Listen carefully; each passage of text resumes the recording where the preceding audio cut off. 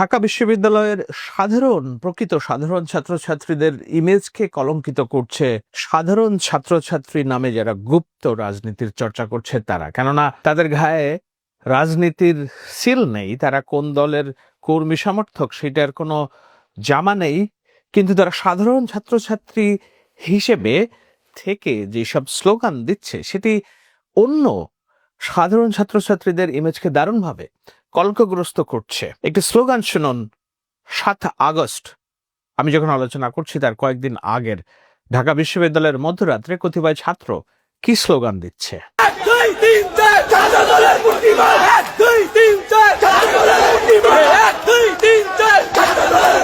এই স্লোগান শুনে যদি আপনাদের কারো মনে তৃপ্তি আসে, হাসি আসে, আপনারা হাসতে পারেন, কিন্তু আমি হাসতে পারছি না, আমি দুঃখিত। এই স্লোগানটা হচ্ছে ছাত্র দলের হলে কমিটি দেওয়াকে কেন্দ্র করে প্রতিবাদ স্বরূপ। কারা করছে? সাধারণ ছাত্রের নামে। বলে রাখি, ঢাকা বিশ্ববিদ্যালয়ে ৪৬,০০০ শিক্ষার্থী আছে, এই মিছিলে আছে ১০০ জন, ১৫০ জন, কিন্তু এরা বলছে এরা সাধারণ ছাত্রী। এই মিছিল শুনেও যদি আপনাদের হাসি আসে, আমি হাসতে পারছি না এই কারণে যে এটি আমি যে বিশ্ববিদ্যালয়ে দেখে এসেছি সেটি না।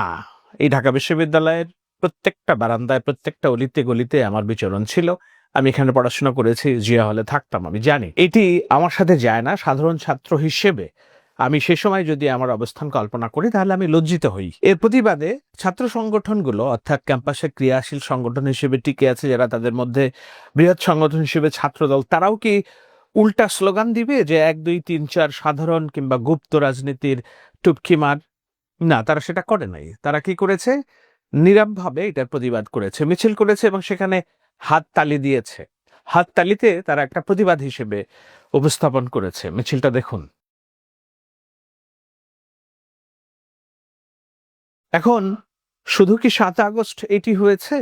ঢাকা বিশ্ববিদ্যালয়ে এটি হয়েছে? না, ঢাকা বিশ্ববিদ্যালয়ের পাশে যে বুয়েট আছে সেখানেও এটি হয়েছে। এর আগে আমরা একই ধরনের একটি স্লোগান দেখেছিলাম।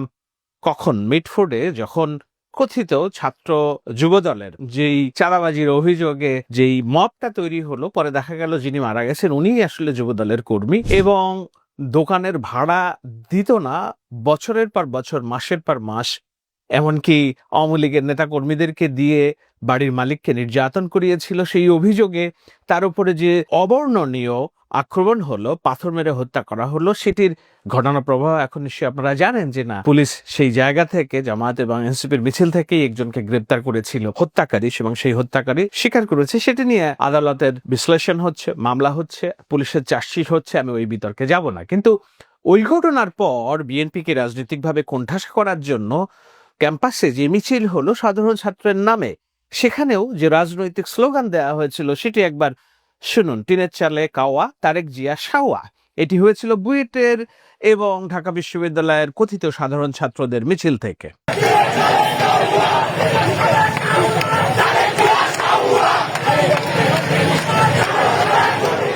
তো এইসব রাজনৈতিক মিছিল যারা দেয়, রাজনৈতিক স্লোগান যারা দেয়, তারা আবার নীরব থাকে অন্যান্য ঘটনায়। কিন্তু এদের রাজনীতির যখন পরিচয় প্রকাশ করার কথা বলা হয়, তখন মহিরুহুর মতো সামনে এসে দাঁড়ায় জামায়াত ইসলামী, এনসিপির কিছু অবশ্যই ভাই বোন, এবং দল হিসেবে জামায়াত ইসলামীর নেতা, ছাত্র শিবিরের নেতা। তারা বলতে চায় না যে গত ১৭ বছরটা যাবৎ যে গুপ্ত রাজনীতি তারা করেছে, তাদের কমিটিতে কারা ছিল।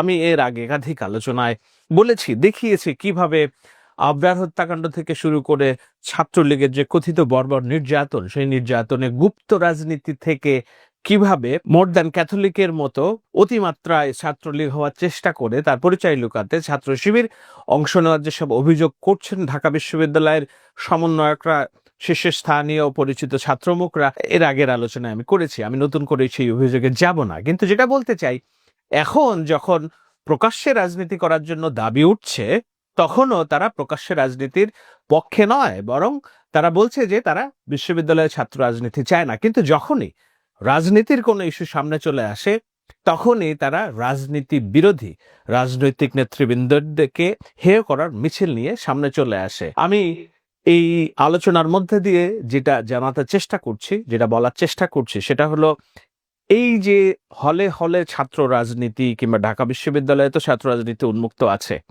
একজন সচেতন মানুষ হিসেবে কে চায় যে বিশ্ববিদ্যালয় পড়াশোনার মাঠের বাইরে রাজনীতির মাঠ হিসেবে পরিচিত হোক। কেউ চায়? আমি চাই না। কিন্তু বাংলাদেশের ভাগ্যটা এমন যে অধিকাংশ মানুষ যখন স্বল্প শিক্ষিত, রাজনীতি বিমুখ, বাংলাদেশের রাজনীতির পট পরিবর্তনে বরাবরই এগিয়ে এসেছে ঢাকা বিশ্ববিদ্যালয়।